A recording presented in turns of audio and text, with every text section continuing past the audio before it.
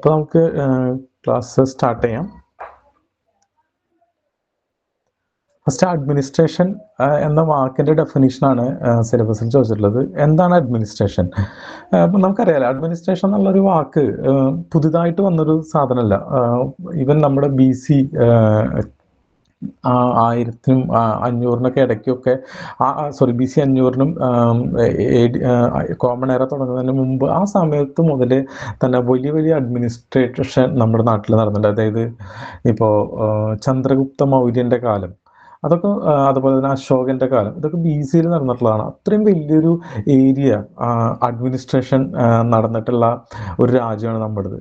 Okay, അപ്പോൾ വലിയ പാരമ്പര്യം നമുക്കുണ്ട്. അത്രയും വലിയൊരു സ്ഥലം അഡ്മിനിസ്ട്രേഷൻ ചെയ്യണമെങ്കിൽ അത്ര തിയറിയും അതിൻ്റെ രീതിയിലുള്ള ഒരു രീതിശാസ്ത്രം മെത്തഡോളജി ഇല്ലാതെ നിങ്ങൾക്ക് അത്രയും വലിയ സ്ഥലങ്ങളൊന്നും അഡ്മിനിസ്ട്രേഷൻ ചെയ്യാൻ പറ്റില്ല. ഓക്കെ, അപ്പോൾ നമുക്ക് നല്ലൊരു പാരമ്പര്യമുണ്ട്. അതുപോലെ തന്നെ അഡ്മിനിസ്ട്രേഷൻ എന്നുള്ള ഇത് എല്ലാ സ്ഥലത്തും നമുക്കറിയാലോ, ഒരു അഡ്മിനിസ്ട്രേഷൻ ഇല്ലാതൊരു സിവിലൈസേഷൻ മുന്നോട്ട് പോകാൻ യാതൊരുവിധ സാധ്യതയില്ല. അപ്പോൾ അത്തരത്തിലുള്ള സാധനത്തിനെ ഡിഫൈൻ ചെയ്യുക മാത്രമാണ് ചെയ്യുന്നത്. അതുകൊണ്ട് തന്നെ ഒരുപാട് ആൾക്കാർ ഈ അഡ്മിനിസ്ട്രേഷനെ കുറിച്ച് പറഞ്ഞിട്ടുണ്ട്. അതിൽ കുറച്ച് വളരെ പ്രധാനപ്പെട്ട 2-3 ഡെഫിനിഷനാണ് ഞാൻ ഇതിൽ കൊടുത്തിട്ടിരിക്കുന്നത്. Administration is the capacity of coordinating many and often conflicting social energies in a single organism so adroitly that they shall operate as a unity. Brooks Adams ആണ് ഇങ്ങനെ അത് ഡിഫൈൻ ചെയ്തത്. അത് നമുക്ക് മനസ്സിലാവുമല്ലേ, അതായത് ഒരുപാട് ഡിഫറെൻറ്റ് ആയിട്ടുള്ള കോൺഫ്ലിക്റ്റിംഗ് ആയിട്ടുള്ള വ്യക്തികളുടെ ഇൻട്രസ്റ്റുകൾ പല കാര്യങ്ങളും ഉണ്ടായിരിക്കും. അതിനെ കോർഡിനേറ്റ് ചെയ്തിട്ട് ഒരു ഓപ്പറേറ്റ് ആസ് എ യൂണിറ്റി, ഒരു യൂണിറ്റിയിൽ അതിനെ കൊണ്ട് നടക്കാനുള്ള ഒരു എന്താ പറയുക, ഒരു പ്രോസസ്സാണ് അഡ്മിനിസ്ട്രേഷനായിട്ട് ബ്രൂക്സ് ആഡംസ് പറയുന്നത്. പിന്നെ അടുത്ത ആൾ ഫെലിക്സ് എ നിഗ്രോ എന്ന് പറഞ്ഞ വ്യക്തി പറയുന്നത്, administration is a organization and use of men. Administration is the organization and use of men and material to accomplish a purpose. ഒരു പർപ്പസ് അക്കംപ്ലിഷ് ചെയ്യാൻ വേണ്ടിയിട്ട് മെൻ ആൻഡ് മെറ്റീരിയൽ എങ്ങനെയാണ് യൂസ് ചെയ്യുന്നത് എന്നുള്ള രീതിയിൽ. അടുത്ത ആള് LD White. The art of administration is direction, coordination and control of many person to achieve some purpose or objective. ഇത് എനിക്കറിഞ്ഞൂടെ അത് ഇങ്ങനെ ഇതേപോലെ തന്നെ ക്വസ്റ്റ്യൻസ് ചോദിക്കുക എന്നുള്ളത് ഡെഫിനിഷൻ. ജസ്റ്റ് ഒന്ന് പഠിച്ചു വെച്ചിരിക്കുക. കുറച്ച് ആൾക്കാരുടെയെങ്കിലും നിങ്ങൾ പഠിച്ച് വെച്ചിരിക്കുക. ഞാൻ സ്റ്റഡി മെറ്റീരിയൽ അയക്കുമ്പോൾ ഇതിൽ കൂടുതൽ ആൾക്കാർ പറഞ്ഞിട്ടുണ്ട്. ഞാനത് എല്ലാവരുടെയും എഴുതി അത് പഠിച്ചുണ്ടാക്കാൻ എളുപ്പമല്ല എന്നുള്ളതുകൊണ്ടാണ് ഞാൻ 2-3 എഴുതിയത്. ഓക്കെ, ഇതാണ് എന്താ പറയുക ഡെഫിനിഷനായിട്ട് വരുന്നത്. അടുത്തത് സ്കോപ്പ്. എന്താണ് ഈ അഡ്മിനിസ്ട്രേഷൻ കൊണ്ടുള്ള ഉപകാരം, എവിടെയാണ് ഇത് ആക്ച്വലി ഉപകാരപ്പെടുന്നത് എന്നുള്ളതാണ് സ്കോപ്പ് എന്നുള്ളൊരു വാക്കിൻ്റെ അർത്ഥം. അപ്പോൾ അഡ്മിനിസ്ട്രേഷൻ്റെ സ്കോപ്പ് എന്താണെന്ന് ചോദിച്ചാൽ അത് ഏത് ഏരിയയിലാണ് അഡ്മിനിസ്ട്രേഷൻ വർക്ക് ചെയ്യുന്നത്. അതിന് 2 തരത്തിലുള്ള വ്യൂ ആണുള്ളത്. ഒന്ന് വളരെ പ്രശസ്തമായിട്ടുള്ള ഒരു വ്യൂ ആണ്, അത് ഗുള്ളിക്കിൻ്റെ പോസ്റ്റ് കോർബ് വ്യൂ. ഈ ഗുള്ളിക്ക് എന്നുള്ള പേര് പഠിച്ചു വെക്കാനുണ്ട്. ഇദ്ദേഹത്തിൻ്റെ തന്നെ വേറൊരു 4 P's വരുന്നുണ്ട്. അതായത് പ്രോസസ്സ്, പ്ലേസ് എന്നൊക്കെ പറഞ്ഞിട്ട് വേറെ, അത് ഓർഗനൈസേഷൻ്റെ ഡിവിഷനെ കുറിച്ച് വരുമ്പോഴാണ് അത് ആ സമയത്ത് ഞാൻ പഠിപ്പിക്കാം. 4P എന്ന് പറഞ്ഞ ഒരു കൺസെപ്റ്റ് ഇദ്ദേഹത്തിൻ്റെ ഉണ്ട്. അതുപോലെ തന്നെ പോസ്റ്റ് കോർബ് എന്ന് പറഞ്ഞിട്ടുള്ള 2 കൺസെപ്റ്റുകൾ ഗുള്ളിക്ക് എന്ന് പറഞ്ഞിട്ടുള്ള ഒരു വ്യക്തിയുടെ ഉണ്ട്. ഇത് രണ്ടും നമുക്ക് ആവശ്യമായിട്ട് വരുന്നതാണ്. ഇപ്പം നമുക്ക് ഫസ്റ്റ് പോസ്റ്റ് കോർബ് വ്യൂ നോക്കാം. എന്താണ് പോസ്റ്റ് കോർബ് വ്യൂ എന്ന് പറഞ്ഞു കഴിഞ്ഞാൽ, അഡ്മിനിസ്ട്രേഷൻ കൊണ്ട് നമ്മൾ എന്തൊക്കെയാണ് ഉദ്ദേശിക്കുന്നത് എന്നുള്ളതാണ്. ഫസ്റ്റ് ഇത് അതിൻ്റെ ഇനീഷ്യൽ വെച്ച് ചേർത്തിട്ടുള്ള ഒരു ഇതാണ്. ഇപ്പോൾ ഫസ്റ്റ് P പറയുന്ന പ്ലാനിങ്. എങ്ങനെയാണ് ഒരു ബ്രോഡ് ഔട്ട്ലൈൻ ഉണ്ടാക്കുക, കാര്യങ്ങൾ പ്ലാൻ ചെയ്യുക. അതേപോലെ തന്നെ organisation, establish of the formal structure of authority which the work is subdivided. ഓർഗനൈസേഷനെ കുറിച്ചാണ് നമുക്ക് അടുത്തത് പഠിക്കാനുള്ളത്. അപ്പോൾ അതുകൊണ്ട് ഞാനിത് കൂടുതൽ പറയുന്നില്ല ഓർഗനൈസേഷനെ കുറിച്ച്. അപ്പോൾ പ്ലാനിങ് ഫസ്റ്റ് വരുന്നു, ഓർഗനൈസേഷൻ, സ്റ്റാഫിങ് അറിയാമല്ലോ അല്ലേ, നമുക്ക് ആവശ്യമായിട്ടുള്ള സ്റ്റാഫിങ് ആവശ്യമാണ്. ഡയറക്റ്റിംഗ് എന്ന് പറഞ്ഞു കഴിഞ്ഞാൽ ഫസ്റ്റ് നമ്മൾ ഡയറക്റ്റ് ചെയ്യണതിന് ആദ്യം എന്ത് വേണം, നമ്മളൊരു ഡിസിഷൻ നമ്മൾ തന്നെ എടുക്കണം, ഒരു അഡ്മിനിസ്ട്രേറ്റർ ഡിസിഷൻ എടുക്കണം. അത് എന്നിട്ട് മറ്റുള്ള ആൾക്കാരുമായിട്ട് കമ്മ്യൂണിക്കേറ്റ് ചെയ്ത് അവരെ കൊണ്ട് ആ ഡിസിഷൻ ഫുൾഫില്ല് ചെയ്യിക്കാനുള്ള ഒരു കഴിവ് വേണം. അതാണ് ഡയറക്റ്റിംഗ് എന്ന് പറയുന്നത്. ഒരു ഡയറക്റ്റിംഗ് എന്ന് പറഞ്ഞൊരു കഴിവ് ഒരു മാനേജർക്ക് അല്ലെങ്കിൽ അഡ്മിനിസ്ട്രേറ്റർക്ക് വേണ്ട വളരെ പ്രധാനപ്പെട്ട ഒരു ക്വാളിറ്റിയാണ്. കോർഡിനേറ്റിംഗ്, അതുപോലെ തന്നെ കോർഡിനേറ്റിംഗ് എന്ന് പറഞ്ഞു കഴിഞ്ഞാൽ ഒരു ഓർഗനൈസേഷൻ ഉണ്ടാക്കുമ്പോൾ നമുക്ക് വളരെ കോംപ്ലക്സ് ആയിട്ടുള്ള പല ഓർഗനൈസേഷൻ ഉണ്ട്. അപ്പോൾ എല്ലാവരും ഒരേ ജോലി ചെയ്യുക എന്നുള്ളത് ഒരു സാധ്യമല്ല. അപ്പോൾ എന്ത് വേണം, പല തരത്തിലുള്ള ഡിവിഷൻ വേണ്ടി വരും. ഈ ഡിവിഷൻ ഉണ്ടായി കഴിഞ്ഞാൽ അത് വലിയ വേറെ പരിപാടിയായിരിക്കും. അതെങ്ങനെ അവരെ കൊണ്ട് നമുക്ക് ഒരു യുണീക്ക് ഒബ്ജക്റ്റീവ് എങ്ങനെ ഉണ്ടാക്കിയെടുക്കുക എന്നുള്ളത്. അപ്പൊ അതിന് വേണ്ടിയിട്ട് ഇപ്പൊ സ്ലൈഡ് കാണുന്നില്ലേ?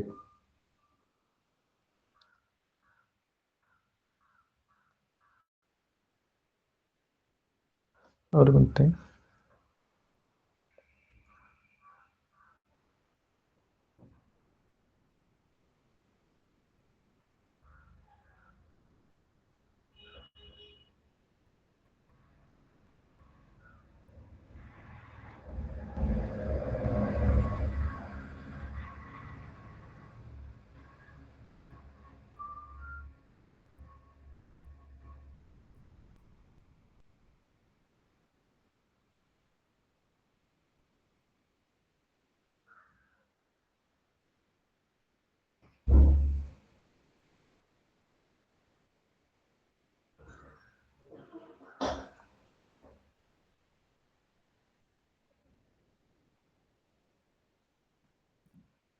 ഇപ്പൊ കാണുന്നുണ്ടോ? ഓക്കെ. അപ്പോൾ നമ്മൾ കോർഡിനേറ്റിങ്ങിൻ്റെ കാര്യമാണ് പറഞ്ഞിരുന്നത്. ഓർഗനൈസേഷൻ വളരെ കോംപ്ലക്സ് ആകുമ്പോൾ നമുക്ക് പലതരത്തിലുള്ള ഡിവിഷൻ വേണ്ടി വരും. അപ്പം അങ്ങനെ ഡിവിഷൻ ഉണ്ടായാൽ തന്നെ പർപ്പസ് ഒന്നാണ് ഒരു ഓർഗനൈസേഷൻ്റെ. അപ്പോൾ ആ ഓർഗനൈസേഷൻ്റെ എല്ലാ വിങ്ങും കറക്റ്റായിട്ട് വർക്ക് ചെയ്യേണ്ടതുണ്ട്. അപ്പം അതിന് വേണ്ടിയിട്ട് വേണ്ട ഒരു സ്കില്ലാണ് കോർഡിനേറ്റിംഗ്. അതേപോലെ തന്നെ റിപ്പോർട്ടിംഗ് എന്നുള്ളതും ഇതൊക്കെ ഒരു കാര്യം നമ്മൾ ഈ അഡ്മിനിസ്ട്രേഷനെ കുറിച്ചും മാനേജ്മെന്റിനെ കുറിച്ച് പഠിക്കുമ്പോൾ ഒന്ന് ശ്രദ്ധിക്കേണ്ടത്, നമ്മൾ ഈ വാക്കുകളൊന്നും പുതിയതല്ല. സ്റ്റാഫിംഗ്, ഡയറക്റ്റിംഗ്, കോർഡിനേറ്റിംഗ്, ഇതിൽ എന്താ പുതിയതായിട്ടുള്ളത്? ഒന്നും പുതിയതായിട്ടല്ല. പക്ഷെ നമ്മൾ ഇതൊരു ഓർഗനൈസ്ഡ് വേയിൽ അതുപോലെ തന്നെ സ്റ്റാൻഡേർഡ് ആയിട്ട് പഠിക്കുക എന്നുള്ളതാണ്. കോർഡിനേറ്റിംഗ് എന്നുള്ളത് നമുക്ക് എല്ലാവർക്കും അറിയാം എന്താണ് കോർഡിനേറ്റിംഗ് എന്ന്. പക്ഷെ അഡ്മിനിസ്ട്രേഷനിലെ യൂസ് ചെയ്യുന്ന ആ വാക്കിന് ഒരു സ്റ്റാൻഡേർഡ് ആയിട്ടുള്ളൊരു ഡെഫിനിഷൻ ഉണ്ട്. ഓക്കെ, ആ ഡെഫിനിഷൻ നമ്മൾ പഠിച്ചു വെക്കണം. ഓക്കെ, അപ്പോൾ അതാണ് കോർഡിനേറ്റിംഗ്. റിപ്പോർട്ടിംഗ് പറഞ്ഞു. ബഡ്ജറ്റിങ്ങും അറിയാലോ നിങ്ങൾക്ക്. ഒരു ഓർഗനൈസേഷൻ്റെ വരവ് ചെലവ് കണക്കുകൾ, അതിനൊക്കെ ഒരു മുൻധാരണ വേണം. അതിനാണ് ഈ ബഡ്ജറ്റിംഗ് എന്നുള്ള ഒരു പ്രോസസ്സ് ഉപയോഗിക്കുന്നത്. ഈ രീതിയിലാണ് നമ്മൾ അഡ്മിനിസ്ട്രേഷനെ ഡിഫൈൻ ചെയ്തത്. ഡിഫൈൻ ചെയ്ത ഇത് ഗുള്ളിക്കിൻ്റെ ആണ് കേട്ടോ, പോസ്റ്റ് കോർ വ്യൂ. അത് ആ പേര് കൂടി പഠിച്ചിരിക്കണം. പോസ്റ്റ് കോർ വ്യൂ എല്ലാവർക്കും അറിയായിരിക്കും, കുറേ പേർക്കൊക്കെ അറിയായിരിക്കും. ഇത് ആരുടെ ആണെന്നും കൂടി പഠിച്ചു വെച്ചിരിക്കാം. ഓക്കെ, അടുത്ത ഒരു വ്യൂ ആണ് സബ്ജക്ട് മാറ്റർ വ്യൂ. ഇത് കോംപ്ലിമെന്റ് ചെയ്യുന്ന ഒരു സംഭവമാണ്. അതിന് രണ്ടിനോട് കൂടി പോസ്റ്റ് കോർ വ്യൂവിനോട് കോംപ്ലിമെന്റ് ചെയ്തിട്ടാണ് സബ്ജക്ട് മാറ്റർ വ്യൂ വരുന്നത്. ഇപ്പോൾ അതിൽ എന്താ കാരണം എന്ന് വെച്ച് കഴിഞ്ഞാൽ, ഇപ്പോൾ പലതരത്തിലുള്ള സ്കില്ല് ആവശ്യമുള്ള വേറെ ഇപ്പോൾ ഒരു എക്സാമ്പിൾ പറയുകയാണെങ്കിൽ പോലീസിങ്. അപ്പോൾ പോലീസിങ്ങിൽ പോസ്റ്റ് കോർ വ്യൂ ആവശ്യമായിരിക്കും. പക്ഷെ അതല്ലാതെ തന്നെ അവർക്ക് പോലീസിൻ്റെതായിട്ടുള്ള ഒരു സബ്ജക്റ്റ് മാറ്റർ ഉണ്ട്, അവരുടേതായിട്ടുള്ള ഒരു മെത്തഡോളജി ഉണ്ട്. ഓക്കെ, ഇതുകൂടി കൂട്ടിയാലേ അഡ്മിനിസ്ട്രേഷൻ ആവുള്ളൂ. ഇപ്പോൾ പോലീസിങ്ങിൽ കാലത്ത് തന്നെ എല്ലാ സ്റ്റേഷനിൽ നിന്നും റിപ്പോർട്ടിംഗ് ഉണ്ടായിരിക്കും DYSP ഓഫീസിലേക്ക്. അതുപോലെ തന്നെ ഓരോ സമയത്തും അവർ പ്രത്യേകം കൈകാര്യം ചെയ്യേണ്ട കാര്യങ്ങൾ അവരോട് പറയും. അപ്പോൾ ആ രീതിയിലായിരിക്കും പോലീസിങ്. ഓക്കെ, അതുപോലെ തന്നെ പോലീസ് പെരുമാറേണ്ട രീതി, ഇപ്പം നമ്മൾ വേറെ സാധാരണ ആൾക്കാർ പെരുമാറുന്ന പോലെ പോലീസിന് പെരുമാറാൻ പറ്റില്ല. അപ്പോൾ അവർ പബ്ലിക്കിലുള്ള, അപ്പോൾ അവർ ഏത് രീതിയിൽ പെരുമാറണം എന്നൊക്കെയുള്ള ഒരു കോഡ് ഓഫ് കണ്ടക്ട് ഉണ്ടായിരിക്കും. അതേപോലെ തന്നെ ഒരു സ്കില്ലും അവർക്ക് ഉണ്ടായിരിക്കും. ചില സ്ഥലങ്ങളിലൊക്കെ പോലീസുകാരുടെ കയ്യിൽ നിന്ന് കാര്യങ്ങൾ വിട്ടുപോകുന്നൊക്കെ നമ്മൾ കാണില്ലേ. അപ്പോൾ അത്തരത്തിൽ അത് അവരുടെ ആ സ്കില്ല് ഇല്ലാത്തതുകൊണ്ടാണ്. ആ സ്കില്ലും കൂടി കൂടിയതാണ് അഡ്മിനിസ്ട്രേഷൻ. ഇപ്പോൾ അത് പോലീസിങ്ങിലോ അല്ലെങ്കിൽ മിലിറ്ററിയിലോ മാത്രമല്ല, അതല്ലാതെ തന്നെ നമുക്കൊരു ടീച്ചർ ആണെങ്കിൽ ഒരു ടീച്ചർക്ക് ലെസൺ പ്ലാൻ വേണം. ചില ഇൻസ്റ്റിറ്റ്യൂഷനൊക്കെ ആണെങ്കിൽ ടീച്ചർമാരുടെ ഫ്രീഡം ആയിരിക്കില്ല അവരുടെ ടീച്ചിങ് നമുക്ക് പറഞ്ഞാൽ. ഇൻസ്റ്റിറ്റ്യൂഷൻ ഒരു പോളിസി ഉണ്ടായിരിക്കും, അവരുടേതായിട്ടുള്ള ഒരു രീതി ഉണ്ടായിരിക്കും. അത് കംപ്ലീറ്റ് ആയിട്ട് അഡിയർ ചെയ്യണം. അതെങ്ങനെ ടീച്ചറെ കൊണ്ട് അഡിയർ ചെയ്യിക്കും? അതിനൊരു പ്രോസസ്സ് വേണം. അപ്പോൾ അതൊരു ടീച്ചിങ്ങിൽ അവരുടേതായിട്ടുള്ള രീതിയിൽ ഒരു മെത്തഡോളജി അവർ യൂസ് ചെയ്യും. ഓക്കെ. അപ്പം അത് ഇപ്പോൾ ടീച്ചിങ് ആയാലും ശരി, പോലീസിങ് ആയാലും ശരി, മിലിറ്ററി ആയാലും ശരി, അതല്ലെങ്കിൽ ഇപ്പോൾ മറ്റൊരു കമ്മ്യൂണിക്കേഷൻ രീതി, അല്ലെങ്കിൽ എൻജിനീയറിങ്, ഇതിലൊക്കെ ഇവരുടേതായിട്ടുള്ള ഒരു സബ്ജക്റ്റ് മാറ്ററിനെ ബന്ധപ്പെടുത്തി തന്നെ ഒരു അഡ്മിനിസ്ട്രേഷൻ വേറെയാണ്.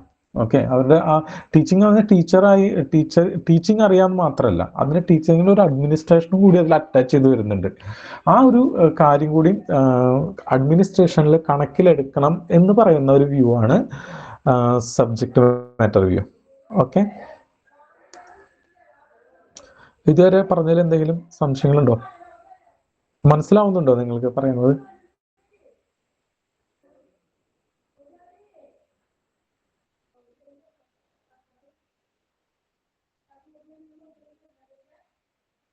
ഓക്കെ.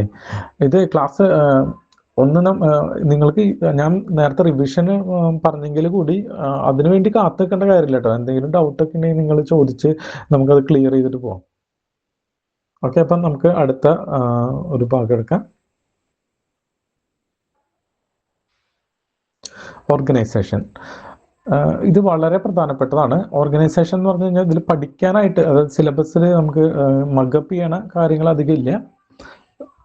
ഒരു മിനിറ്റ്, ഒരു മെസ്സേജ് ശ്രദ്ധിച്ചില്ല. മലയാളത്തിൽ കിട്ടുന്ന കാര്യം ഭയങ്കര ബുദ്ധിമുട്ടാണ് കേട്ടോ. ഞാനിത് കാരണം എന്താ വെച്ച് കഴിഞ്ഞാൽ ഒന്ന് മലയാളത്തിൽ ടൈപ്പ് ചെയ്യാനുള്ള എൻ്റെ ബുദ്ധിമുട്ടാണ്. എനിക്ക് മലയാളത്തിൽ അങ്ങനെ ടൈപ്പ് ചെയ്യാൻ അറിയില്ല. രണ്ടാമത് നമുക്ക് കിട്ടുന്ന സ്റ്റഡി മെറ്റീരിയൽ മുഴുവൻ ഇംഗ്ലീഷിലാണ്.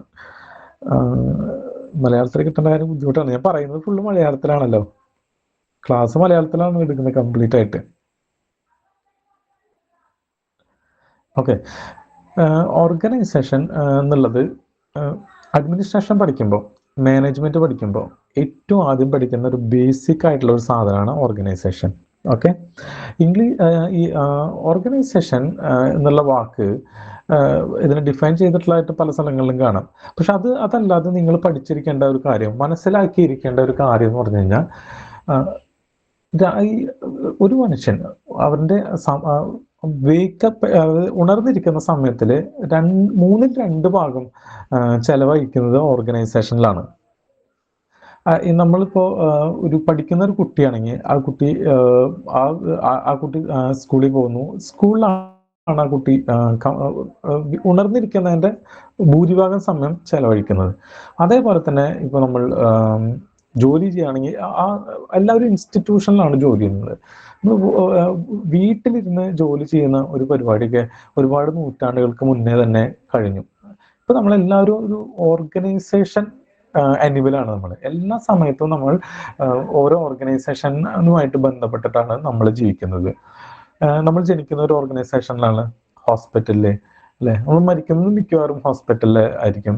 അപ്പോൾ അതും ഒരു ഓർഗനൈസേഷനാണ്. അതേപോലെ തന്നെ പഠിക്കുന്നത് ഓർഗനൈസേഷനിലാണ്, ജോലി ചെയ്യുന്നത് ഓർഗനൈസേഷനിലാണ്. ഓക്കെ. ഇതെല്ലാതും നമ്മൾ ഓർഗനൈസേഷൻ എന്ന് പറഞ്ഞു കഴിഞ്ഞാൽ അത്രമാത്രം ബന്ധപ്പെട്ടിട്ട് എടുക്കുന്ന ഒരു ടേമാണ് ഓർഗനൈസേഷൻ. ഇത് ജസ്റ്റ് നമുക്കറിയാം, എന്നാലും നമുക്ക് അഡ്മിനിസ്ട്രേഷൻ പഠിക്കുമ്പോൾ അത് പ്രത്യേകമായിട്ട് വ്യക്തമായിട്ട് നമുക്ക് മനസ്സിലാക്കേണ്ടതുണ്ട് ഓർഗനൈസേഷൻ എന്താണെന്ന്. ഇതാണ് ഒരു കാര്യം. ഓർഗനൈസേഷനെ സംബന്ധിച്ച് മനുഷ്യന്റെ ബന്ധമാണ് ഞാൻ പറഞ്ഞത്. ഇനി അഡ്മിനിസ്ട്രേഷന്റെ ബന്ധം എന്താണെന്നുള്ളത്, അതും ഇപ്പൊ നമുക്ക് ഒരു ഉദാഹരണം എടുക്കുകയാണെങ്കിൽ, ആരോഗ്യമന്ത്രി അല്ലെങ്കിൽ നമ്മുടെ ഗവൺമെന്റ്. ഇപ്പൊ നമുക്ക് ആരോഗ്യമന്ത്രി എന്ന് പറഞ്ഞു കഴിഞ്ഞാൽ കേരളത്തിന്റെ മൊത്തം അല്ലെങ്കിൽ ഇന്ത്യയുടെ മൊത്തം മന്ത്രിയാണ്. പക്ഷെ അവരുടെ സ്കില്ല് ആക്ച്വലി വർക്ക് ചെയ്യുന്നത്, അവരുടെ എന്താ പറയാ, അവർ വർക്ക് ചെയ്യുന്ന സ്ഥലം മുഴുവൻ ഈ ഹെൽത്ത് മിനിസ്ട്രിയുടെ ഒരു ഓർഗനൈസേഷനിലാണ് അവർ വർക്ക് ചെയ്യുന്നത്, അല്ലേ? അതായത് ഇപ്പൊ ഇങ്ങനെ ഞാൻ പറഞ്ഞു മനസ്സിലാക്കാം. അപ്പൊ നമുക്ക് ആർദ്രം പദ്ധതി, ഈ ആർദ്രം പദ്ധതി എന്ന് പറഞ്ഞു കഴിഞ്ഞാൽ നമുക്ക് എല്ലാവർക്കും അറിയാലേ, അതായത് സാധാരണ ഗവൺമെന്റ് ഹോസ്പിറ്റലുകളിലേക്ക് ജനങ്ങളൊന്നും പോയിരുന്നില്ല. വളരെ കുറച്ച് തീരെ ഗതിയില്ലാത്ത മനുഷ്യന്മാർ മാത്രമാണ് ആ ആശുപത്രിയായിട്ട് ബന്ധപ്പെട്ട് അതിൽ ക്യൂവിൽ നിൽക്കാനും ആ കിട്ടുന്ന എന്തെങ്കിലും 2-3 മരുന്ന് വാങ്ങി കഴിക്കാനും ഒക്കെ ആയിട്ട് നിൽക്കുന്നുണ്ടായിരുന്നത്. അതല്ലാത്ത ആൾക്കാരൊക്കെ എന്ത് ചെയ്തിരുന്നു, പ്രൈവറ്റ് കമ്പനികളിലേക്ക് പോയി അവർ അവിടെ ചികിത്സ തേടുമായിരുന്നു ചെയ്തിരുന്നത്. പക്ഷേ ഈ ഒരു ആർദ്രം പദ്ധതി കൊണ്ടുവന്നു. ആർദ്രം പദ്ധതി കൊണ്ടുവന്നിട്ട് എന്താ ചെയ്തത്, സാധാരണ ജനങ്ങൾക്ക് ഔട്ട് പേഷ്യൻസിനെ കൂടുതൽ സൗഹൃദമായിട്ടുള്ള രീതിയിൽ ഹോസ്പിറ്റലുകൾ മുഴുവൻ മെച്ചപ്പെടുത്തി. അങ്ങനെ മെച്ചപ്പെടുത്തി കാര്യങ്ങൾ മാറ്റാൻ വേണ്ടിയിട്ട് എവിടെയാണ് ചേഞ്ചസ് വരുത്തിയത്? ഈ ചേഞ്ചസ് വരുത്തിയത് മുഴുവൻ ഹോസ്പിറ്റലിൽ ആണ്. അപ്പൊ ആ ഒരു ഓർഗനൈസേഷനിലാണ് ഗവൺമെന്റ് വർക്ക് ചെയ്യുന്നത്. ഇപ്പൊ ഇവൻ ഗവൺമെന്റ് പറഞ്ഞു കഴിഞ്ഞാൽ മിനിസ്റ്റർ ആയാലും ശരി, അല്ലെങ്കിൽ നമുക്ക് നമുക്ക് പെട്ടെന്ന് ആ ഒരു ഓർഗനൈസേഷന്റെ ഒരു ഇത് മനസ്സിലാവില്ല. ഇവരെങ്ങനെയാണ് ഇതിന് കാര്യങ്ങളൊക്കെ ചെയ്യുന്നത്? ഹെൽത്ത് മിനിസ്ട്രിയിലെ പീപ്പിൾ അവരുടെ ആ സ്റ്റാഫ് വഴിയല്ലേ ചെയ്യുന്നത്, ഹെൽത്ത് മിനിസ്ട്രിയുടെ സ്റ്റാഫ് വഴി ഒന്ന്, അതേപോലെ തന്നെ ഹെൽത്ത് മിനിസ്ട്രിയിൽ കൊടുക്കുന്ന ഫണ്ട് വഴി, അതായത് ഇവൻ കിഫ്ബി ആണോ അല്ലെങ്കിൽ മറ്റു സ്ഥലത്തുള്ള ഫണ്ട് ആയാലും എവിടെയാണ് ഇതൊക്കെ സംഭവിക്കുന്നത് എന്നാണ് ഞാൻ പറയുന്നത്. ഇതൊക്കെ സംഭവിക്കുന്നത് ഈ പറഞ്ഞ ഒരു മിനിസ്ട്രിയുടെ ഉള്ളിലാണ്. അത് പുറത്ത് അതൊക്കെ വളരെ ക്ലിയർ ഡിഫൈൻഡ് ആണ്. ഒരു കുടുംബാരോഗ്യ കേന്ദ്രത്തിലെ എന്തായിരിക്കും, ഒരു ഡോക്ടർ ഉണ്ടായിരിക്കും, നഴ്സുമാരുണ്ടായിരിക്കും, അതുപോലെ ഫാർമസിസ്റ്റ് ഉണ്ടായിരിക്കും, അവരെ ഹെൽപ്പ് ചെയ്യാൻ വേണ്ടിയിട്ട് അറ്റൻഡൻസ് ഉണ്ടായിരിക്കും. ഇവരൊക്കെ ആരാണ്? ഇവരൊക്കെ സ്റ്റാഫാണ്. ഈ പറഞ്ഞ ഹെൽത്ത് മിനിസ്ട്രി എന്ന് പറഞ്ഞ ഓർഗനൈസേഷന്റെ സ്റ്റാഫാണ്. ഇവരെ വരെ ഹാൻഡിൽ ചെയ്യാനല്ലേ ആരോഗ്യമന്ത്രിക്ക് പറ്റുള്ളൂ. അപ്പൊ നിങ്ങളോട് അല്ലെങ്കിൽ എന്നോട് നിങ്ങൾക്ക് എന്തെങ്കിലും രോഗം വന്നു കഴിഞ്ഞാൽ ഇവിടെ തന്നെ വരണം എന്ന് നിർബന്ധം പിടിക്കാൻ പറ്റില്ല അല്ലേ? കാരണം എന്ന് വെച്ച് കഴിഞ്ഞാൽ, പക്ഷെ ഒരു സ്റ്റാഫിന്, ഹെൽത്ത് മിനിസ്ട്രിയിലെ ഒരു സ്റ്റാഫിനെ വളരെ കൃത്യമായിട്ട് ഡയറക്റ്റ് ചെയ്യാൻ ഹെൽത്ത് മിനിസ്റ്റർക്ക് പറ്റും, അല്ലെങ്കിൽ ഹെൽത്ത് സെക്രട്ടറിക്ക് പറ്റും. മനസ്സിലായി? ഡയറക്റ്റിങ്ങിന്റെ അല്ലെങ്കിൽ കോർഡിനേറ്റിങ്ങിന്റെ എങ്ങനെ ഓർഗനൈസേഷനുമായിട്ട് ബന്ധപ്പെട്ടിരിക്കുന്നു എന്ന് പറയാനാണ് ഇത് പറയുന്നത് ഞാൻ. മനസ്സിലായോ ഞാൻ പറഞ്ഞത്?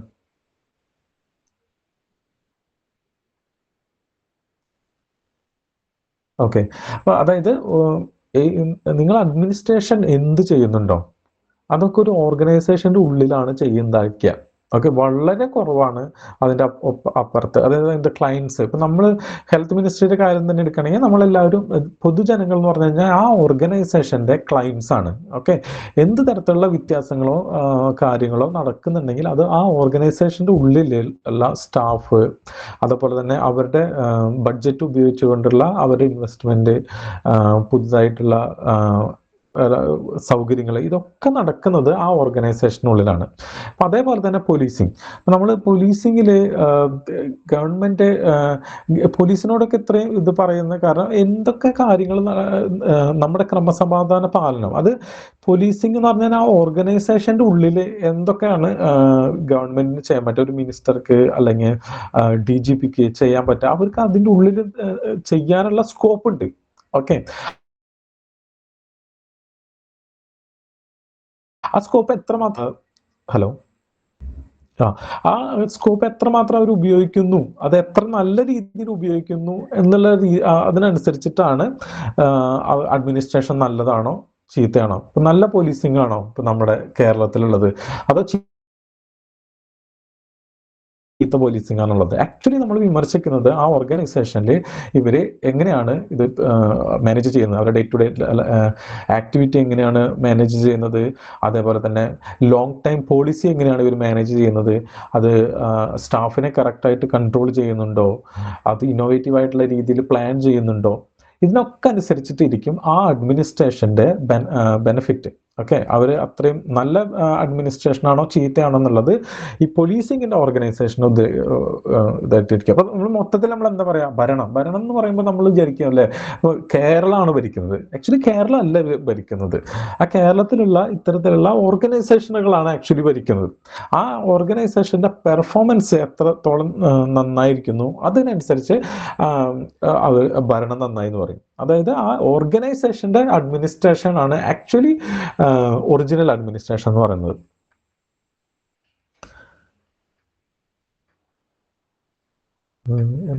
Message organisation ഭരിക്കുന്നു. ഓക്കെ, അത് തന്നെ. ഓക്കെ, ഇത് ഞാൻ ഇത്രയും പറഞ്ഞത് ഓർഗനൈസേഷനെ കുറിച്ച് ഒരു ക്ലിയർ ഐഡിയ നിങ്ങൾക്ക് ആവശ്യമാണ് എന്നുള്ളത് കൊണ്ടാണ് ഇത്രയധികം ഒന്നും അതിൽ പറയുന്നില്ല. ജസ്റ്റ് ഓർഗനൈസേഷൻ എന്ന് മാത്രമേ പറയുന്നുള്ളൂ. ഇനി ഒരു 3 ടൈപ്പ് ഓർഗനൈസേഷൻ പറയുന്നുണ്ട്. അത് നിങ്ങൾക്ക് അറിയാവുന്ന കാര്യമാണ്. അപ്പോൾ അതിൽ കൂടുതലായിട്ടൊന്നും പറയേണ്ട കാര്യമില്ല. പബ്ലിക് സെക്ടർ ഓർഗനൈസേഷൻ എന്താണെന്ന് അറിയാലോ അല്ലേ നിങ്ങൾക്ക്? KSRTC, ഇന്ത്യൻ റെയിൽവേ, ഇതൊക്കെ ഒരു പബ്ലിക് സെക്ടർ ഓർഗനൈസേഷനാണ്.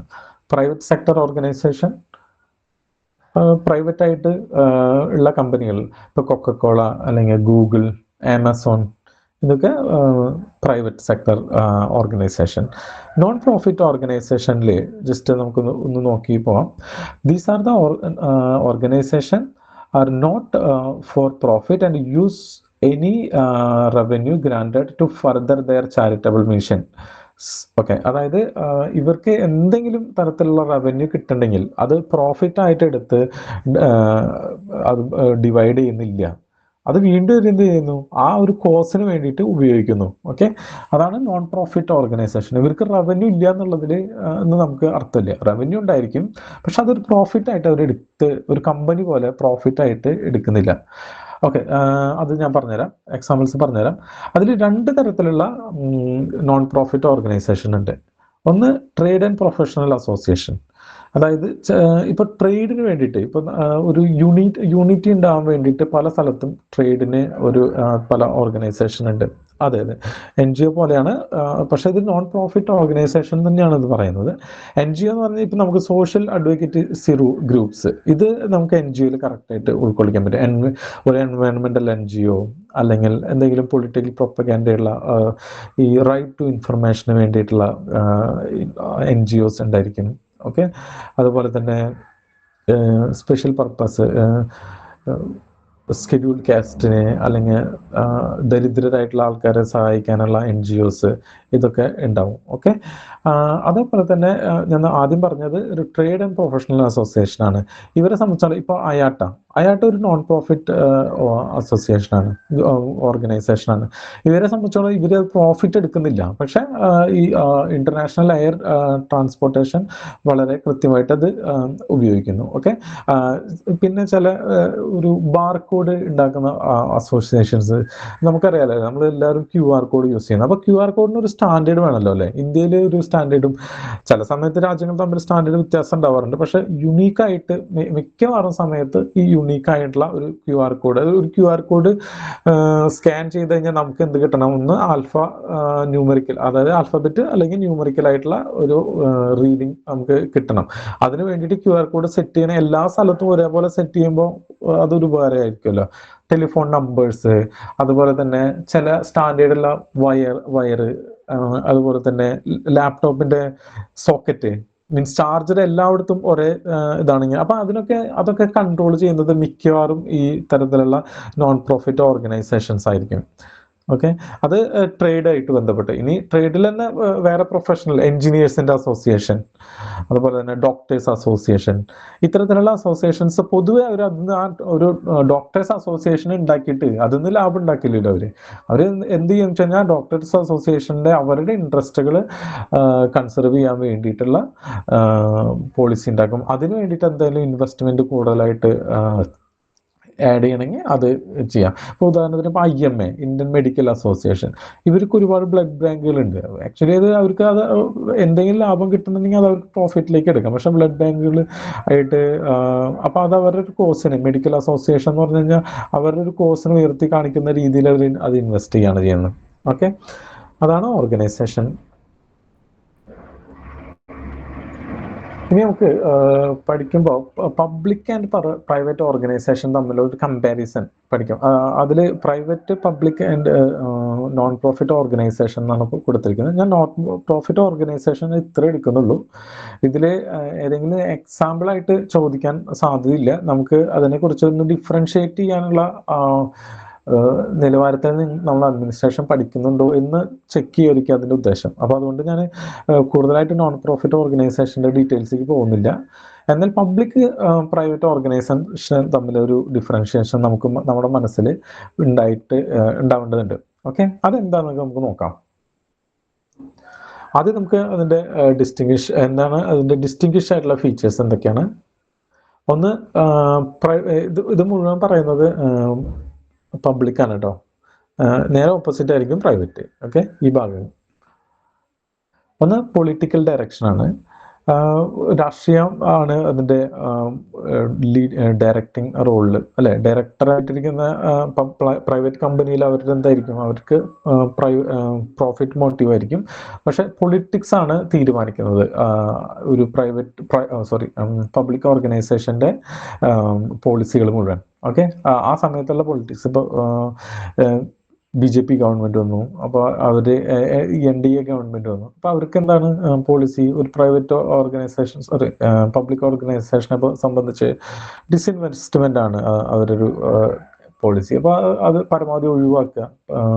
പബ്ലിക് ഓർഗനൈസേഷൻ ഇതൊന്നും സ്റ്റേറ്റിന്റെ ജോലിയല്ല എന്നുള്ളത്. ഇനിയിപ്പോൾ CPI പോലെ അല്ലെങ്കിൽ CPM പോലുള്ള ലെഫ്റ്റ് വിങ്ങുള്ള പാർട്ടികളെ സംബന്ധിച്ചിടത്തോളം അവരെ സംബന്ധിച്ചിടത്തോളം ഇത്തരത്തിലുള്ള ഒരു ഡയറക്ഷൻ അല്ല അവരുടേത്. അവരുടെ പൊളിറ്റിക്സ് എന്താണ്? എല്ലാതും സ്റ്റേറ്റ് ഓൺഡ് ആയിട്ടുള്ള കാര്യങ്ങൾ വേണം. അപ്പോൾ കൂടുതൽ പബ്ലിക് ഓർഗനൈസേഷന്റെ കീഴിലാക്കുക. പബ്ലിക് ഓർഗനൈസേഷൻ ഉള്ളത് ഒന്നും തന്നെ അത് നഷ്ടമാണോ ലാഭമാണോ എന്നുള്ളത് രണ്ടാമത്തെ കാര്യം. ഒന്നും തന്നെ പ്രൈവറ്റിലേക്ക് വിടാതിരിക്കുക. അതൊക്കെ അവരുടെ പോളിസിയാണ്. അപ്പോൾ അത് പോളിസി തമ്മിലുള്ള ഡിഫറൻസ് ഒക്കെ എന്താണ് തീരുമാനിക്കുന്നത്? പൊളിറ്റിക്സ് ആണ് തീരുമാനിക്കുന്നത്. എന്നാൽ പ്രൈവറ്റ് കമ്പനിയിൽ അങ്ങനെയാണോ? അവർക്ക് ഒരേ ഒരു മോട്ടീവാണുള്ളത്. എത്ര ലാഭം ഉണ്ടാക്കുന്ന രീതിയിൽ ആണ് നമ്മൾ പോളിസി ഫോം ചെയ്യേണ്ടത്, അതേ രീതിയിൽ പോളിസി ഫോം ചെയ്യാം. Okay, absence of profit motive. Private കമ്പനികളെ സംബന്ധിച്ചിടത്തോളം അവരുടെ ഓർഗനൈസേഷൻ റൺ ചെയ്യുന്നത് പ്രോഫിറ്റിന് വേണ്ടിയിട്ടല്ല, പീപ്പിൾസ് വെൽഫെയറിന് വേണ്ടിയിട്ടാണ്. നേരത്തെ ഞാൻ പറഞ്ഞ KSRTC, ഇത് KSRTC ഓടുന്നത് ലാഭത്തിന് വേണ്ടിയിട്ടല്ല. ജനങ്ങൾക്ക് ട്രാൻസ്പോർട്ടേഷൻ വേണം, അല്ലേ? രാത്രി ഏതെങ്കിലും ഒരു ജില്ലയിൽ പെട്ടുപോയി, നിങ്ങൾക്ക് അടുത്ത ജില്ലയിലേക്ക് എത്തണം. ചിലപ്പോൾ രാത്രി ഓടുന്ന ബസ്സുകളിൽ ചിലപ്പോൾ 4-5 ആൾക്കാരുണ്ടായിരിക്കുമല്ലോ. എന്നാലും അവിടെ ഒരു ബസ് ഉണ്ടായിരിക്കും. കാരണം എന്താ വെച്ചാൽ 4-5 ആൾക്കാർക്ക് ആയാലും കൂടി ആ സർവീസ് കിട്ടണം, അല്ലെ? ഒരാള് ഒരു ജില്ലയിൽ പെട്ടുപോയി നിൽക്കും രാത്രി. അപ്പൊ ചിലപ്പോൾ ഒരു സ്ത്രീയാണ് എന്ന് വിചാരിച്ചു നോക്കുക. അപ്പൊ അവരെ സംബന്ധിച്ചിടത്തോളം അവർക്ക് ഉണ്ടാവുന്ന ഒരു നഷ്ടം അത് ഗവൺമെന്റ് മനസ്സിലാക്കുകയാണ്, അല്ലെങ്കിൽ അവർക്ക് ഉണ്ടാവുന്ന ഒരു ബുദ്ധിമുട്ട് ഗവൺമെന്റ് മനസ്സിലാക്കിയിട്ട് ഇന്ന സ്ഥലത്ത് നിന്ന് ഇന്ന സ്ഥലത്തേക്ക് വണ്ടി ഉണ്ടാവണം, അതിൽ ആൾക്കാരുണ്ടോ ഇല്ലയോ എന്നുള്ളത് പ്രശ്നമില്ല. പക്ഷെ പ്രൈവറ്റ് കമ്പനിയെ സംബന്ധിച്ചിടത്തോളം അങ്ങനെ നിലനിൽക്കാൻ പറ്റില്ല. കാരണം അത് ഒരു പബ്ലിക് പർപ്പസിന് വേണ്ടിയിട്ടല്ല അവർ ഓടുന്നത് പ്രോഫിറ്റിന് വേണ്ടിയിട്ടാണ്. 4-5 ആൾക്കാരുള്ള ഒരു ബസ് ഇപ്പോൾ എറണാകുളത്ത് നിന്ന് തൃശ്ശൂർക്ക് പോവുകയാണെങ്കിൽ അവരെ സംബന്ധിച്ചിടത്തോളം നഷ്ടമാണ്. അപ്പോൾ അവരത് അങ്ങനെയുള്ള ഒരു സംഭവം ഉണ്ടാക്കാൻ അവർക്ക് സാധ്യമല്ല. പ്രോഫിറ്റ് മോട്ടീവ് ആയാലേ പ്രൈവറ്റ് കമ്പനികൾക്ക് നിലനിൽക്കാൻ പറ്റുള്ളൂ. പ്രസ്റ്റീജ്, ഗവൺമെന്റ് ജോബ് എന്ന് പറഞ്ഞാൽ പൊതുവെ അറ്റ്ലീസ്റ്റ് ഡെവലപ്പിംഗ് കൺട്രീസിലെങ്കിലും ഒരു പ്രസ്റ്റീജ് ആയിട്ടുള്ള ഒരു സംഭവമാണ് ഒരു ജോബ് അഡ്മിനിസ്ട്രേറ്റർ ആയിട്ടിരിക്കുക എന്നുള്ളത്. പബ്ലിക് ഗെയ്സ്, എല്ലാ രീതിയിലും ഇപ്പോൾ പ്രൈവറ്റ് ഓർഗനൈസേഷൻ്റെ ഉള്ളിൽ എന്ത് നടക്കുന്നു എന്ന് നമുക്ക് കൃത്യമായിട്ട് അറിയില്ല. അവർ തരുന്ന പരസ്യങ്ങൾ മാത്രമാണ് നമുക്ക് ഉണ്ടാവുള്ളൂ. ഏതെങ്കിലും പുതിയ ബ്രാൻഡ് ഇറങ്ങി, പുതിയ ഫീച്ചറുള്ള ഫോൺ ഇറങ്ങി, ഇതൊക്കെയാണ് നമുക്കറിയാൻ പറ്റും. അവിടെ എങ്ങനെയാണ് സാലറി എത്രയാണ് കൊടുക്കുന്നത്, എത്ര ഷിഫ്റ്റിലാണ് വർക്ക് ചെയ്തിരിക്കുന്നത്, അങ്ങനെയുള്ള കാര്യങ്ങളും, അല്ലെങ്കിൽ അവർ എത്ര ബഡ്ജറ്റാണ് ഒരു വർഷം ഉണ്ടാക്കുന്നത്, എത്ര ഫോണുകൾ അവർ ഇറക്കുന്നുണ്ട്, നമുക്ക് അന്വേഷിച്ച് കണ്ടെത്താൻ പറ്റും. പക്ഷെ അവരെ സംബന്ധിച്ചിടത്തോളം അത്രയും വലിയ രീതിയിൽ മീൻസ് പബ്ലിക് കമ്പനികളെ സംബന്ധിച്ചിടത്തോളം ഇതൊക്കെ വളരെ പ്രധാനപ്പെട്ടതാണ്. എന്തൊക്കെ പ്രൊഡക്റ്റ് ഉണ്ടാക്കുന്നു, എന്തൊക്കെ ചെയ്യുന്നു എന്നുള്ള രീതിയിൽ എല്ലാ കാര്യങ്ങളും പബ്ലിക്കിന്റെ മുമ്പിൽ, പബ്ലിക് ഡൊമൈനിൽ ഉണ്ടാവേണ്ടതാണ്. ഈവൻ രാജ്യസുരക്ഷയെ ബാധിക്കുന്ന വിഷയങ്ങളൊക്കെ ആണെങ്കിൽ ഉണ്ടാവില്ല. അതല്ലാതെ ഏത് കമ്പനിയാണെങ്കിലും, പബ്ലിക് കമ്പനി ആണെങ്കിൽ അതിന്റെ ഡീറ്റെയിൽസ് മുഴുവൻ നമുക്ക് പബ്ലിക്കലി അവൈലബിൾ ആണ്.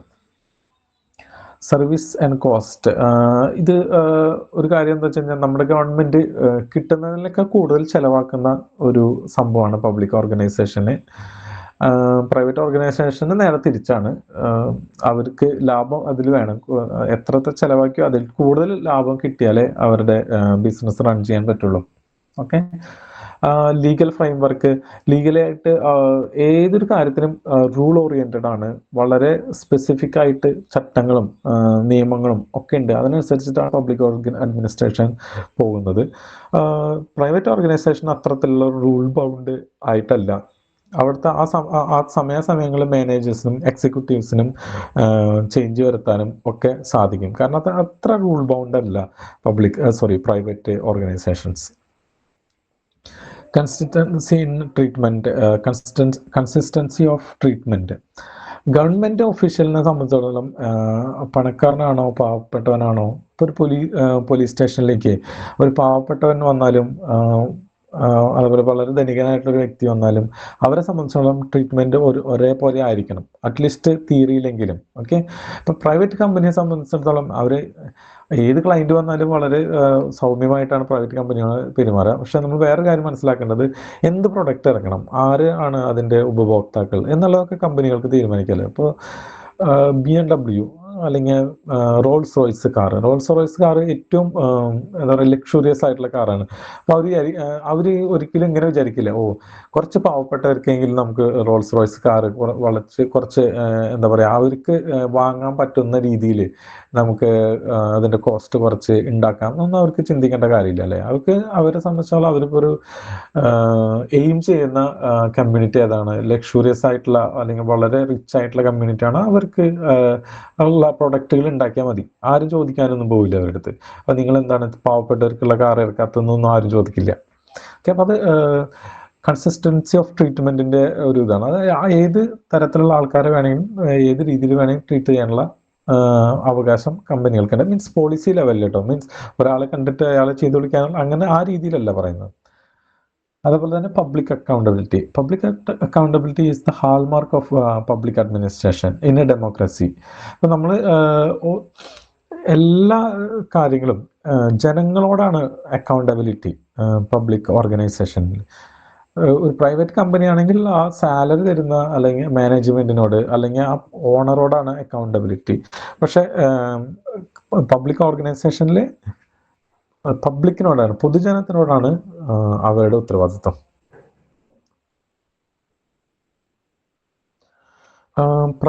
പബ്ലിക് ഓർഗനൈസേഷൻ മിക്കവാറും ലാർജ് സ്കെയിൽ അഡ്മിനിസ്ട്രേഷൻ ആയിരിക്കും, വലിയ വലിയ കമ്പനികൾ ഓർഗനൈസേഷൻ ആയിരിക്കും. അതേപോലെ തന്നെ മോണോപ്പൊളിസ്റ്റിക് ആൻഡ് എസെൻഷ്യൽ സർവീസസ് അതും വളരെ പ്രധാനപ്പെട്ടാണ്. ഇതേപോലെ ഇപ്പോൾ ആർമി എന്ന് പറഞ്ഞാൽ മോണോപ്പൊളിയാണ്. അത് ആ ആർമി എന്ന് പറഞ്ഞാൽ അവർ തന്നെയാണ് ചെയ്യുള്ളൂ. അതേപോലെ തന്നെ നമ്മുടെ സ്പേസ് ഇപ്പോഴൊക്കെ അത് മോണോപ്പൊളിയൊക്കെ പോയി. എല്ലാ സ്ഥലത്തും അത്ര മോണോപ്പൊളി അല്ല, എന്നാലും ഗവൺമെന്റിന് തീരുമാനിക്കാം ഏത് സ്ഥലത്ത് മോണോപ്പൊളി ആയിട്ട് വേണം. അതുപോലെ എസെൻഷ്യൽ സർവീസസ് ജനങ്ങൾക്ക് ആവശ്യമുള്ള അതുപോലെ തന്നെ വളരെ തന്ത്രപ്രധാനമായിട്ടുള്ള കാര്യങ്ങൾ ഒക്കെ ചെയ്യുന്നത് ഈ പബ്ലിക് ഓർഗനൈസേഷൻ വഴിയാണ്. Officials remain anonymous. പബ്ലിക് അഡ്മിനിസ്ട്രേഷനിൽ നമുക്ക് എന്താ പറയുക, ചില സ്ഥലത്ത് നമുക്ക് നമ്മുടെ മമ്മൂട്ടീനെ പോലെ ദിക്കിങ്ങിലെ ആൾക്കാരൊക്കെ നമുക്ക് സിനിമയിൽ കാണാം. അതേപോലെ തന്നെ നമുക്ക് ചില ആൾക്കാരുണ്ടല്ലോ, ഇപ്പോൾ ചില കളക്ടർമാരൊക്കെ കുറച്ച് പേര് കാണുന്നല്ലാതെ ബാക്കിയുള്ള സ്ഥലങ്ങളിലൊന്നും നമ്മൾ ആരാണോ അഡ്മിനിസ്ട്രേഷൻ ചെയ്യുന്നത് അതൊന്നും നമുക്ക് പേരിലല്ല കാര്യം. ഏത് പോളിസിയാണ് അവർ അഡോപ്റ്റ് ചെയ്തിരിക്കുന്നത്, ഏത് പോളിസിയാണ് ഇംപ്ലിമെന്റ് ചെയ്യുന്നത്, ആ ഗവൺമെന്റിന്റെ പോളിസി ആയിട്ടാണ് അറിയപ്പെടുക. ഏത് തെറ്റ് ചെയ്താലും അതുകൊണ്ടാണ് ഈ ഗവൺമെന്റിനെ കുറ്റം പറയുന്നത്. എവിടെ എന്ത് നടന്നാലും നമ്മൾ പൊതുവെ ആരാണ് ഏത് ഉദ്യോഗസ്ഥനാണ് ചെയ്തത് എന്നുള്ളതല്ല അവിടെ കാര്യം. ഏത് ഗവൺമെന്റാണ് ഭരിക്കുന്നത്, അവരിങ്ങനെ ഭരിക്കുമ്പോൾ ഇന്ന് സംഭവിച്ചു എന്നാണ് നമ്മൾ പറയാം. ഓക്കെ. ഒഫീഷ്യൽ മിക്കവാറും അനോണിമസ് ആയിരിക്കും ചുരുക്കം. ഫിനാൻഷ്യൽ മെറ്റിക്കുലസ്നെസ് വളരെ ശ്രദ്ധയോട് കൂടിയിട്ട് വേണം ഓരോ ചെലവാക്കാൻ. അതും വളരെ കൃത്യമായിട്ടുള്ള കണക്കുകൾ, അതിൻ്റെ വൗച്ചർ കാര്യങ്ങളൊക്കെ കൃത്യമായിരിക്കണം. അതല്ലെങ്കിൽ അതിൻ്റെ ഓഡിറ്റിങ് ഒക്കെ വളരെ കൃത്യമായിട്ടുള്ള ഓഡിറ്റിംഗ് ആണ്. ഓരോ രൂപയും പൊതുജനങ്ങൾക്ക് അറിയാനുള്ള അവകാശമുണ്ട്, എന്ത് ചെലവാക്കി എങ്ങനെ ചെലവാക്കിയെന്ന്. അപ്പോൾ വളരെ ശ്രദ്ധയോട് കൂടിയിട്ട് മാത്രമാണ് ഈ ഫിനാൻഷ്യൽ ആക്ടിവിറ്റീസ് പബ്ലിക് ഓർഗനൈസേഷനിൽ നടക്കുള്ളൂ. ഓക്കെ. ലോവർ എഫിഷ്യൻസി, നിങ്ങൾക്കറിയാം. ഗവൺമെന്റിന്റെ ഒരു പ്രൈവറ്റ് കമ്പനി നടത്തുന്ന രീതിയിൽ എഫിഷ്യൻ്റ് ആയിട്ട് പബ്ലിക് ഓർഗനൈസേഷൻസിനെ നടത്താൻ സാധിക്കില്ല. ഇതൊരു ഡിസ്റ്റിങ്വിഷിംഗ് ക്യാരക്ടറാണ്. ഇനി അടുത്ത് പറയാൻ പോകുന്നത് എന്തൊക്കെയാണ് സിമിലാരിറ്റീസ്, പബ്ലിക് ആൻഡ് പ്രൈവറ്റ് കമ്പനികൾ തമ്മിലുള്ള സിമിലാരിറ്റീസ് എന്താണെന്ന്. Okay, both public and business administration really on common skills, techniques and procedures. Skills അതുപോലെ തന്നെ അതിൻ്റെ പ്രൊസീജിയേഴ്സ് ഇതൊക്കെ മിക്കവാറും കോമൺ ആയിരിക്കും. In modern times, the principle of profit motive is not peculiar to the private administration, because it is now accepted as a laudable objective for public sector enterprise also. അതും നമുക്ക് കാണാൻ പറ്റില്ല പല സ്ഥലങ്ങളും. ഇപ്പോൾ KMML പോലെയുള്ള കമ്പനികൾ, അതുപോലെ എന്തൊരു ഫാർമസി കമ്പനി കേരളത്തിനുണ്ട്. ഇതൊക്കെ ഇടത് ഗവൺമെന്റ് വന്നതിന് ശേഷം ലാഭത്തിലാക്കി എന്നൊക്കെ പറഞ്ഞ് വലിയ മാർക്കറ്റിംഗ് അവർ നടത്തും. കാരണം എന്താ വെച്ചാൽ ഇപ്പോൾ ഒരു ഗ്ലോബലൈസിങ് ടെൻഡൻസി, നിയോ ലിബറൽ വ്യവസ്ഥിതിയിലൊക്കെ നേരത്തെ ചോദിച്ചൊരു ക്വസ്റ്റ്യൻ, സ്റ്റേറ്റ് എന്തിനാണ് ഇത് ചെയ്യുന്നത്, ഇത് ചെയ്യാൻ അറിയുന്ന ആൾക്കാരിൽ കൊടുക്കൂ എന്നുള്ളതാണ് ഈ നിയോ ലിബറൽ പോളിസിയുടെ ഏറ്റവും പ്രധാനപ്പെട്ട ഭാഗം. അപ്പോൾ സ്റ്റേറ്റ് ഇത് കയ്യിൽ വെച്ചിരിക്കുമ്പോൾ, പബ്ലിക് ഓർഗനൈസേഷൻസ് കയ്യിൽ വെച്ചിരിക്കുമ്പോൾ പ്രോഫിറ്റ് മോട്ടീവ് ആക്കാൻ പറ്റുന്നത് മുഴുവൻ പ്രോഫിറ്റ് ആക്കിയേ പറ്റുള്ളൂ. ആ ഒരു പ്രഷർ പബ്ലിക് ഓർഗനൈസേഷനിലുണ്ട്. ഈ ഇന്നത്തെ കാലത്ത്, പണ്ട് അങ്ങനെ ഉണ്ടായിരുന്നില്ല. പണ്ട് നമ്മൾ പറയണേക്കാം മറ്റേ 1991 ലിബറലൈസേഷന് മുമ്പ് മോഡേൺ ബ്രെഡ് പോലെയുള്ള സാധനങ്ങളൊക്കെ ഉണ്ടാക്കും. ബ്രെഡൊക്കെയാണ് ഗവൺമെന്റ് ഉണ്ടാക്കിയിരുന്നത്. അപ്പൊ അത് എത്രത്തോളം പ്രോഫിറ്റ് ആയിരുന്നു അല്ലയോ എന്നൊക്കെ ഉള്ളത് വലിയ ഡിബേറ്റ് ആയിരുന്നു. ഇപ്പോൾ സാധാരണ രീതിയിലുള്ള പ്രൈവറ്റ് പ്ലെയർ ഉള്ള ഒരു സ്ഥലത്താണെങ്കിൽ നിങ്ങൾ പ്രോഫിറ്റ് ഉണ്ടാക്കിയേ പറ്റൂ. ഓക്കെ, ആ ഒരു പ്രഷർ എന്തായാലും മാനേജ്മെന്റിന് ഉണ്ട്. അടുത്ത മൂന്നാമത്തത്, in personnel management the private organization have been influenced greatly by practices of public organizations. ഈ സമയത്ത് HR മാനേജ്മെന്റ്, പേഴ്സണൽ മാനേജ്മെന്റ് ഈ സമയത്ത് ഈ പ്രൈവറ്റ് ഓർഗനൈസേഷന്റെ രീതികളോട് എന്താ പറയുക, പരമാവധി ഇൻഫ്ലുവൻസ് ചെയ്യുന്നുണ്ട്. എങ്ങനെയാണ് കാര്യങ്ങൾ വ്യക്തികളെ മാനേജ്മെന്റ് ചെയ്യുന്നത് എന്നുള്ളത്. Okay, the private concerns are also subject to many legal constraints. Government is exercising much control over business firms through regulatory legislation such as taxation, monetary and licensing policies, etc. Consequently, they are not as free as they once used to be. ഇപ്പോഴത്തെ സമയത്ത് വീണ്ടും ഇതും ഒരു നിയോ liberal വിഷയമാണ്. നമുക്കറിയാലോ, ഓഹരി stock exchange നിയന്ത്രിക്കാൻ നമുക്ക് സെബി ഉണ്ട്. ബാങ്കുകളെ നിയന്ത്രിക്കാൻ അത് മുന്നേ തന്നെ നമുക്ക് RBI ഉണ്ട്. അതുപോലെ തന്നെ ഇൻഷുറൻസ് നിയന്ത്രിക്കാൻ നമുക്ക് ഒരു ഓർഗനൈസേഷൻ ഉണ്ട്. അത്തരത്തിൽ എല്ലാ തരത്തിലും ടെലികോം ഇൻഡസ്ട്രി നിയന്ത്രിക്കാൻ നമുക്ക് ട്രായ് ഉണ്ട്. എല്ലാതും ലീഗൽ കൺസ്ട്രെയിൻസ് ഇല്ല എന്ന് നമുക്ക് ഉറപ്പായിട്ടൊന്നും പറയാൻ പറ്റില്ല. അത് കാരണം എന്താ വെച്ച് കഴിഞ്ഞാൽ ഇത് കൃത്യമായിട്ടുള്ള റെഗുലേഷൻസ് ഗവൺമെന്റ് നടത്തുന്നുണ്ട്. പ്രൈവറ്റും കമ്പനികളിലും ലീഗൽ ഇഷ്യൂസ് ബാധകമാണ് എന്ന് പറയുന്നത്. There is a similar type of hierarchy and management system in both public and private sector. Both have same kind of organization structure, superior subordinate relationship. നമുക്കറിയാലോ അല്ലെ, എല്ലാ കമ്പനി പ്രൈവറ്റ് ഓർഗനൈസേഷൻ റൂൾ ചെയ്യുന്ന, administration ചെയ്യുന്നതും manager, അതിന്റെ മുകളിലൊരു operation manager, may be അതിന്റെ മുകളിൽ CEO, CFO, അങ്ങനെയുള്ള ഒരു സബോർഡിനേറ്റ് സുപ്പീരിയർ റിലേഷൻഷിപ്പിലാണ് പോകുന്നത്. അതേ ഹയറാർക്കിയിൽ തന്നെയാണ് പബ്ലിക് ഓർഗനൈസേഷനിൽ. അതിന് പേരുകളൊക്കെ മാറ്റേണ്ടായിരിക്കും, പക്ഷെ ആ ഒരു സുപ്പീരിയർ സബോർഡിനേറ്റ് റിലേഷൻഷിപ്പ് സെയിം ആണ്. Both the public and private administration carries on continuous efforts to improve their internal working and also for the efficiency delivery of services to people and or customers. Service improve ചെയ്യുക എന്നുള്ളത് രണ്ട് പ്രൈവറ്റിനായാലും ശരി public ആയാലും ശരി എന്താ പറയാ, അനിവാര്യമായ ഒരു സംഭവമാണ്.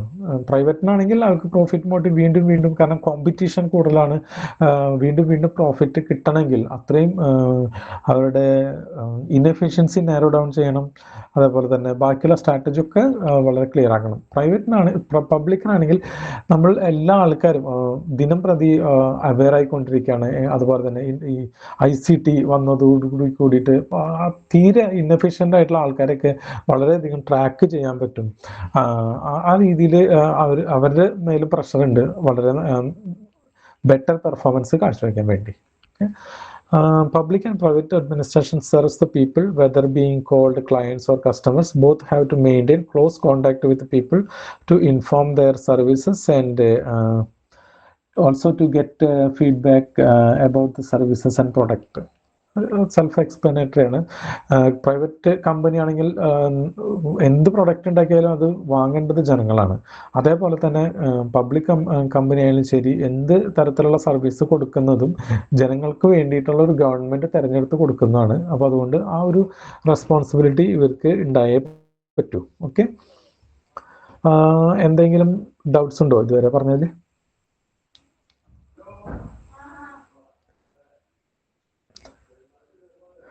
ഞാൻ ഇങ്ങനെ പറയുന്നത് വെച്ചാൽ ഇത് ആർക്കും അറിയാത്ത കാര്യങ്ങളൊന്നും അല്ലല്ലോ ഇപ്പൊ ഈ പറഞ്ഞ കാര്യങ്ങൾ. അതുകൊണ്ടാണ് ഇങ്ങനെ പറയുന്നത്. അടുത്ത ക്ലാസ് മുതൽ നമുക്ക് അഡ്മിനിസ്ട്രേറ്റീവ് തിയറീസ്, ക്ലാസിക്കൽ തിയറീസ് എടുക്കാം. അത് വേണമെങ്കിൽ കുറച്ചുകൂടി ഒന്ന് ഡീറ്റെയിൽ ആയിട്ട് എക്സ്പ്ലെയിൻ ചെയ്യാൻ തോന്നും. ഇതൊന്നും അധികം അത്ര പഠിക്കേണ്ടതില്ലല്ലോ. ഇതിലിപ്പോൾ ഒന്നും പഠിക്കാനില്ല. ആ പോസ്റ്റ് കോർ വ്യൂവും മാത്രം ഒന്ന് നോക്കിയാൽ മതി. ബാക്കിയുള്ള ഡെഫിനിഷൻസും ഇത് രണ്ടുമാണ് നിങ്ങൾക്ക് കാണാണ്ട് പഠിക്കേണ്ടി വരുന്നത്. ബാക്കിയെല്ലാം നിങ്ങൾക്ക് അറിയുന്ന കാര്യങ്ങൾ തന്നെയാണ്. അതൊന്ന് നമ്മൾ ഒന്നുകൂടി ഒന്ന് റീഇൻഫോഴ്സ് ചെയ്യാൻ വേണ്ടിയിട്ട് പറഞ്ഞാണ്. അതെ, PDF ഞാൻ ചാനലിൽ ഇടാം. ഇതിൻ്റെ PDF ഇടാം. അതേപോലെ തന്നെ MPL 12 ഞാൻ എവിടുന്നാണ് ഇതൊക്കെ എടുത്തത് എന്നുള്ളതിൻ്റെ അത് ഡീറ്റെയിൽ ആയിട്ട് വായിക്കണമെങ്കിൽ അത് വായിക്കാം. ആ കംപ്ലീറ്റ് ടെക്സ്റ്റ് ഞാൻ ഇതിലിടാം. അത് തന്നെയാണ് ഇനി അടുത്തൊരു 3-4 ക്ലാസ്സെങ്കിലും അതിന്ന് വരും. Okay, MPA 12. എന്തെങ്കിലും ഡൗട്ട് ഉണ്ടോ?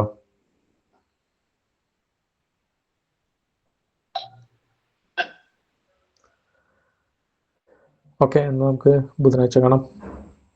Thank you.